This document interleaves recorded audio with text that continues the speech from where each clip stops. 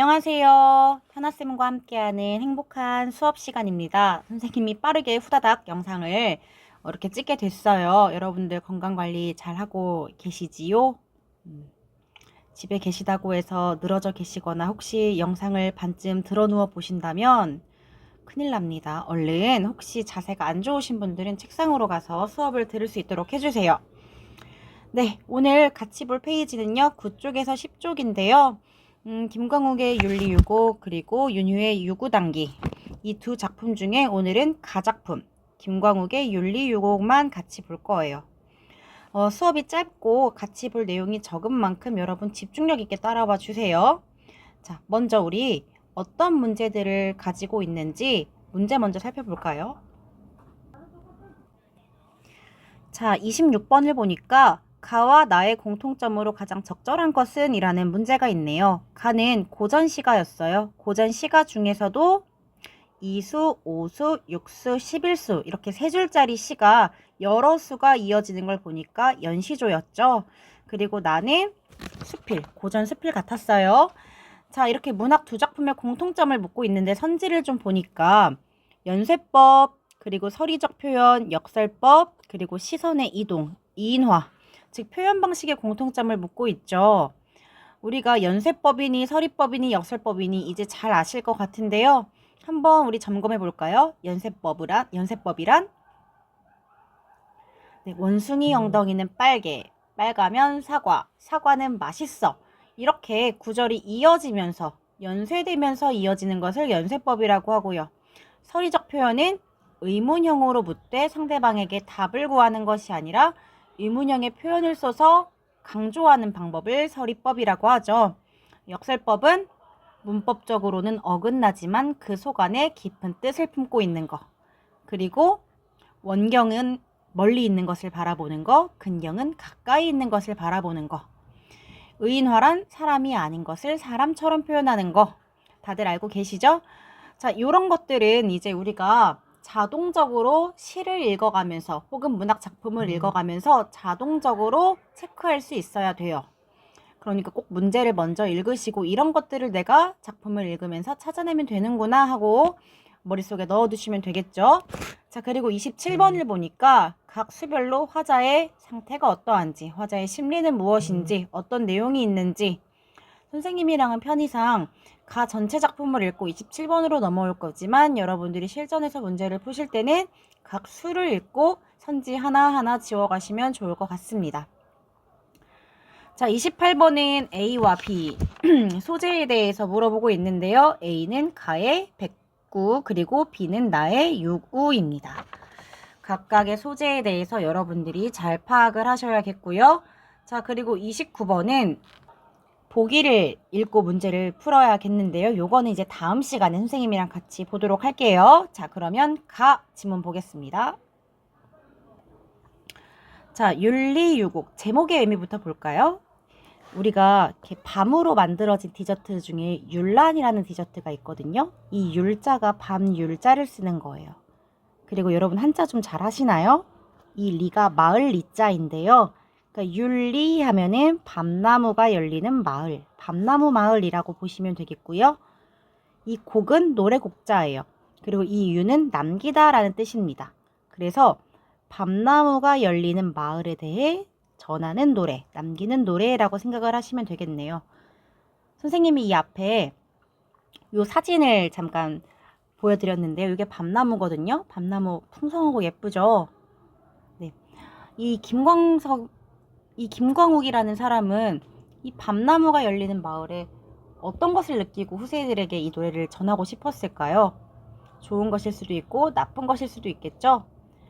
근데 이 윤리유곡은 굉장히 유명한 작품이고 중요한 작품이에요. 그래서 선생님이 이 작품에 대한 배경 지식을 여러분들께 알려드릴 테니까 꼭 잘 기억을 하고 계셨다가 이후에 윤리유곡에 대한 문제를 풀거나 여기는 지금 2수, 5수, 6수, 11수 이렇게 일부분만 나왔잖아요. 다른 부분에 윤리유곡이 나왔을 때 이거를 꼭 기억해 뒀다가 문제 푸는데 활용할 수 있도록 하세요. 강조합니다. 이 작품 정말 중요해서 또 나올 수도 있어요. 수능에. 그래서 이 작품은 꼭 알아가셨으면 좋겠습니다. 자, 김광욱이라는 사람이 양반이에요. 양반인데 굉장히 열심히 일을 했겠죠.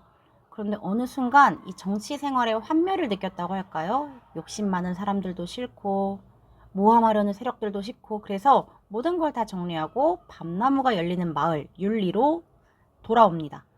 거기서 이렇게 자신의 지난 날들을 돌아보니까 그동안 내가 부귀 영화를 탐했던 것이 참 부질없다. 나는 이 소박하고 아름다운 자연에서 욕심 없이 살다가 죽어야지 하면서 참 이 자연에 대한 아름다움, 그리고 욕심 없는 삶에 대한 소망, 이런 것들을 많이 이 작품을 통해 이야기를 합니다.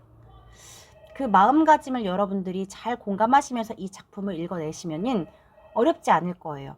작품의 그 각 수별로 결이 좀 비슷하거든요. 한번 보겠습니다. 공명도 잊었노라, 부귀도 잊었노라. 자, 여기서 공명과 부귀는 속세의 것들이죠. 우리가 참 부귀 공명 있으면 좋지만 이 화자 김광욱은 지금 이런 것들을 떠나서 자연으로 돌아온 거니까요. 지금 화자에게 이 공명과 부귀는 속세의 것. 이 세모는 속세. 속세의 것이고 화자에게 있어서는 부정적인 대상이죠. 그래서 잊었대요. 잊었노라, 잊었노라. 이렇게 반복을 하고 있죠. 반복을 한다는 것은 강조를 한다는 뜻이에요. 자, 반복을 통해 무엇을 강조하느냐? 공명과 부귀, 즉 속세의 것을 잊었다. 속세의 것을 멀리한다라는 걸 강조하는 거죠. 반복을 통한 강조, 이것만 머릿속에 남겨두시면 안 되고요. 반복을 통해서 무엇을 강조하는가? 그것까지 기억해 두셔야 됩니다. 자, 세상 번우한 일 다 주어 잊었노라. 지금 여기도 세상에 번우한 일, 이런 것들도 속세의 것, 부정적인 대상이 되겠고요. 잊었노라 마찬가지로 반복이죠. 내 몸을 있다가 다 잊어버려서 이제 내 몸마저 잊어버렸어요. 내 몸을 나마저 잊었으니까 남도 나를 당연히 잊겠지. 남이 안 잊으랴 하고 이렇게 물어보면서 끝내고 있네요. 질문형으로 서리법, 이렇게 서리법이 이수에 나와 있습니다. 자, 그러면 이 세 줄 방금 읽었던 이수에서는 화자가 궁극적으로 무엇을 이야기하고자 하는 걸까요? 네, 속세에 대한 외면, 속세와의 단절, 이렇게 정리하면 될 것 같습니다.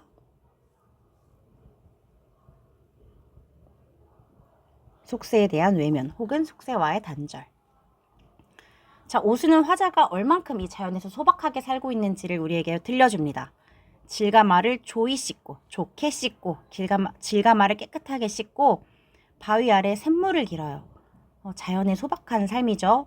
사대부집의 으리으리한 그런 우물 말고요. 샘물을 길어내어서 팥죽을 쓰고 절이지 겉절이를 꺼내낸대요.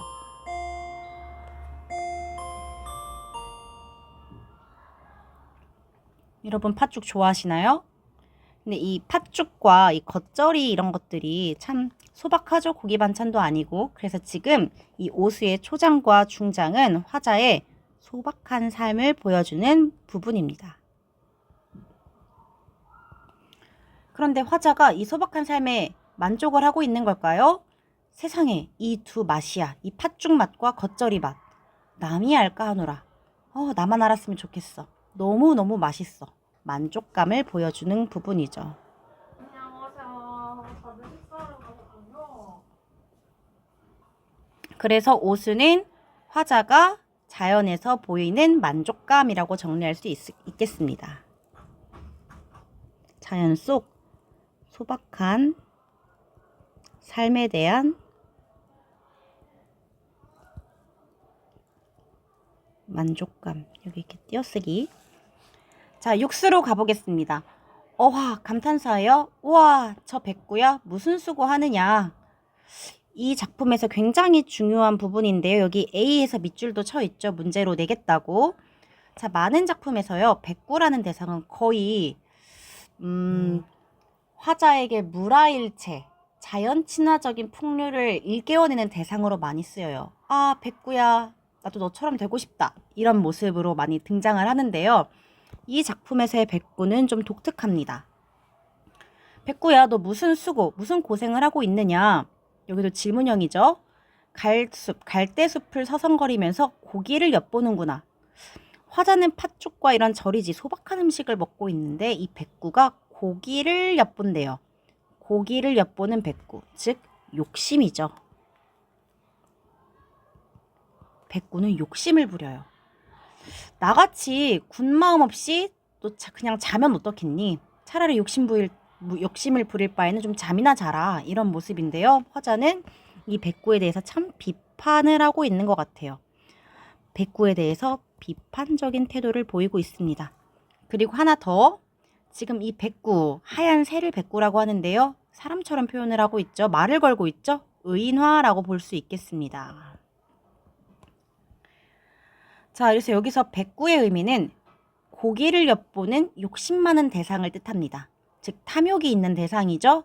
그래서 육수를 어떻게 정리하면 좋을까요? 욕심이 많은 이에 대한 비판. 자, 마지막 11수 가겠습니다. 대막대. 대막대, 이제 대나무 막대를 뜻하는데요. 대나무를 참 옛날 선비들이 좋아했어요. 왜 좋아했냐면 일단 대나무 어떻게 생겼는지 아시죠? 곧게 쭉 뻗고 속 안이 비어 있어요. 그게 고결하게 꺾이지 않는 마음, 그리고 속이 비어 있으니까 욕심이 없는 마음이라고 생각을 했던 것 같아요. 그래서 옛날 사람들이 대나무를 참 좋아했는데 이 화자도 대나무를 참 좋아합니다. 너를 보니, 대나무 막대한테 너라고 표현했네요. 의인화죠. 너를 보니 유신하니 반갑다. 반갑대요. 일단 대나무 굉장히 긍정적으로 쳐줍니다. 그리고 고전시가에서 유신하다라는 건 대부분 좋은 의미입니다. 뭐 신뢰가 있고 뜻이 있다, 이렇게 해석하시면 되거든요. 내가 아이일 적에는 너를 타고 다녔대요. 중마고우라는 말이 있을 정도로 옛날에는 대나무를 많이 타고 다녔거든요. 그래서 어렸을 때는 내가 대나무를 많이 타고 다녔어. 탈 것으로 이동, 장난감으로 이용. 그런데 이제는 창 뒤에 섰다가 날 뒤세우고 다녀라.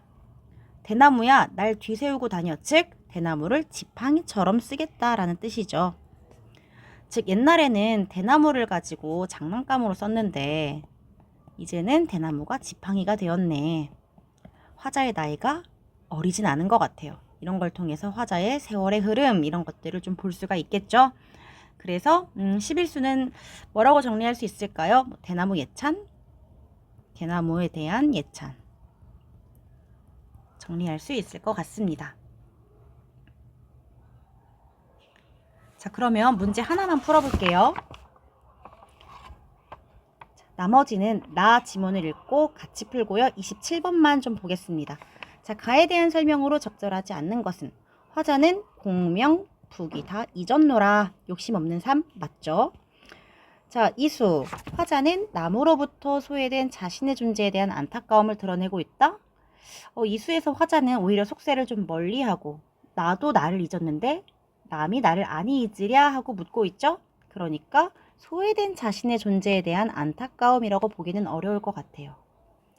오히려 잊혀지는 거에 대해서, 속세의 사람들과 멀어지는 거에 대해서 만족감을 느끼고 있다고 볼 수 있겠죠.